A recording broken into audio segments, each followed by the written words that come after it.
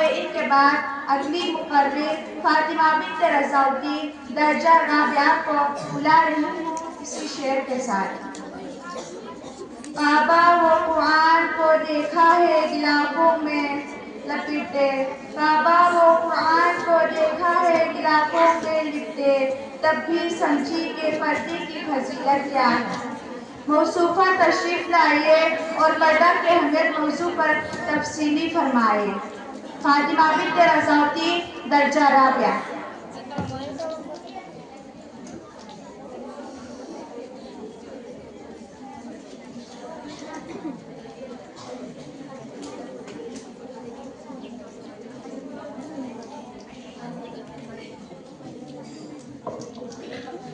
السلام علیکم ورحمۃ اللہ وبرکاتہ۔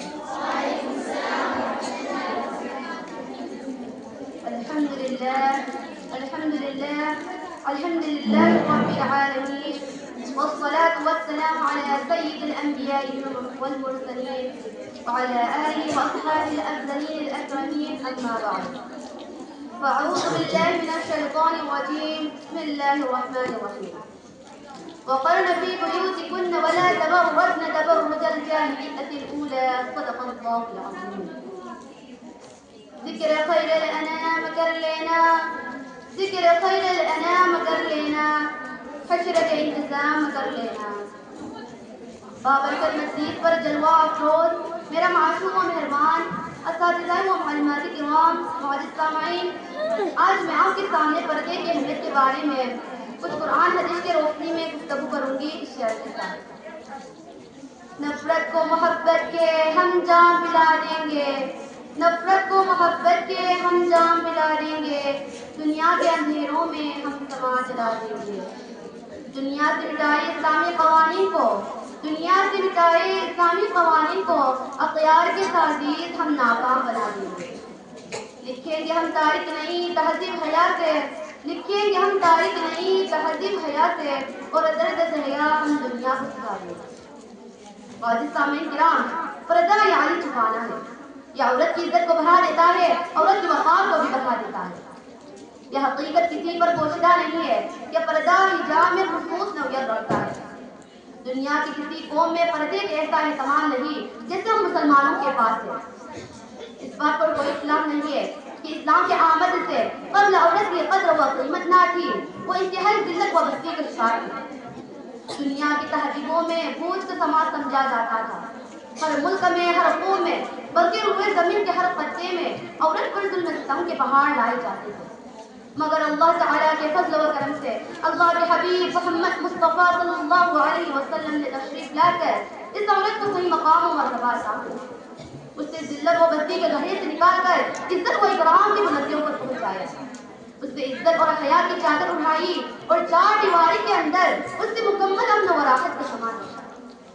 چنانچہ پیارے آقا علیہ الصلوۃ والسلام نے اس کے تمام حقوق عطا کیے اور سال ہی سال اس کو پردے کے زیور سے مالا پایا۔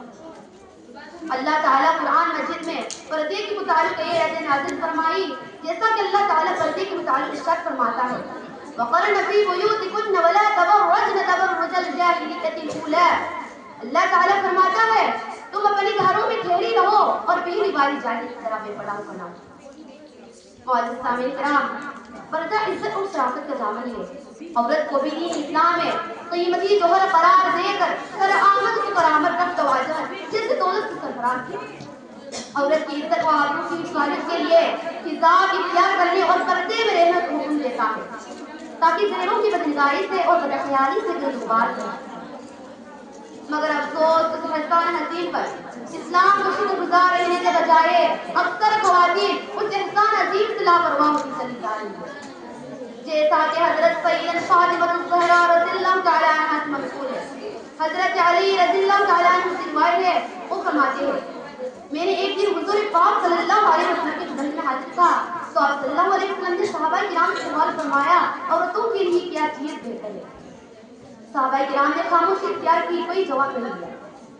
پھر جب میں نے اپنا گھر پہنچا تو فاطمہ الزہرا رضی اللہ تعالیٰ عنہا سے سوال فرمایا تو انہوں نے فرمایا عورتوں کے لیے چیز بہتر ہے کہ خود مردوں کو نہ دیکھے اور نہ مردوں کو دیکھے۔ معزز سامعین کرام، آپ تمام جانتے ہیں کہ حضرت فاطمہ الزہرا رضی اللہ تعالی عنہ آپ صلی اللہ علیہ وسلم کی چھوٹی صاحبزادی ہے، اور آپ صلی اللہ علیہ وسلم آپ سے بہت محبت کیا کرتے تھے، اور آپ کے بردی کے عالم تھا کہ آپ کی جیسی کوئی مثال نہیں۔ حدیث شریف میں آتا ہے عورت جب باوٹا رہتی ہے اور اپنی عزت و آبرو کی حفاظت کرتی ہے تو جنت میں سے دروازے سے چاہے داخل ہو جائے گی۔ اس حدیث سے یہ معلوم ہوتا ہے کہ عورت جب باوٹا رہے اور اپنی عزت و آبرو کی حفاظت کرے تو جنت کی بشارت مل رہی ہے۔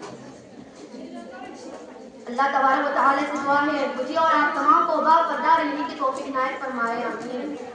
کیسے ہوگی اب اس فرض کی پاسداری، کیسے ہوگی اب اس فرض کی پاسداری، عمل سے دور ہو گئی بنت ہوا بیچاری۔ تقدس ہوا پامال بے حجابی کے دور میں، تقدس ہوا پامال بے حجابی کے دور میں، روح اس سے نہ پائی گھر کی چار دیواری۔ قلت وقت کی بنا پر میں اپنی تقریر کو ختم کرتی ہوں۔ آپ سے دعوت